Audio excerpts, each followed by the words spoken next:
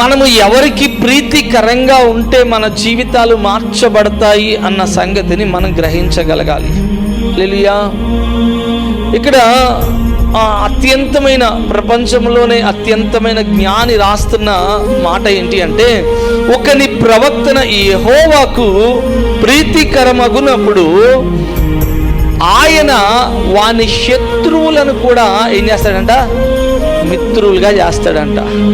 అంటే మన స్వభావం, మానవుని స్వభావము ఎంతసేపు ఎలాగో ఆశపడుతుందంటే మనుషుల్ని సంపాదించుకోవడానికి చాలా ప్రయత్నం చేస్తూ ఉంటుంది.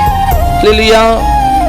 అంటే ఎలా ప్రయత్నం చేస్తుంది మనుషుల్ని సంపాదించుకోవడం అంటే తన పక్షంగా మనుషులు తన పక్షంగా ఎక్కువ మంది ఉండాలని కోరుకుంటాం. మనుషుడు ఎలా సంపాదించుకుంటాడంటే వాళ్ళ ఇష్టం ఏదో, లేకపోతే వాళ్ళకి ఏదైనా ఇష్టమైంది ఇచ్చి, లేకపోతే వాళ్ళ బహుమానం ఇచ్చి, లేకపోతే మంచి మాటలు చెప్పి, ఎక్కువ సమయం గడిపి, లేకపోతే ఆయన్ని పొగిడి, ఏదో ఒక రకంగా వారు ఏం చేస్తారంటే అతన్ని సంపాదించుకోవడానికి ప్రయత్నం చేస్తూ ఉంటారు. హల్లెలూయా.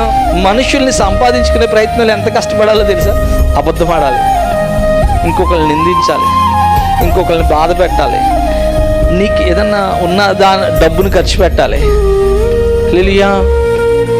బహుమానం ఇవ్వడానికి నీకు లేని కూడా అన్ని తీసుకొచ్చి, ఏదో నీ దగ్గర ఉన్నా లేకపోయినా తీసుకొచ్చి బహుమానం ఇవ్వాలి అన్ని. అంటే ఒక మనిషిని సంతోషపెట్టి, ఒక మనిషిని నువ్వు స్నేహం చేయాలి, అతన్ని సంపాదించుకోవాలంటే చాలా అబద్ధాలు ఆడాలి, కష్టపడాలి, సమయాన్ని హెచ్చించాలి, నీ ధనాన్ని వ్యయం చేయాలి, అన్నీ చేయాలి. కానీ దేవుని ఎదుట ఓ మంచి ప్రవర్తన కలిగి ఆయనకి ప్రీతికరంగా నడిస్తే అంట, శత్రువుని కూడా మిత్రులుగా చేసి జనాలందరినీ కూడా నీ పక్షంగా చేస్తాడంట.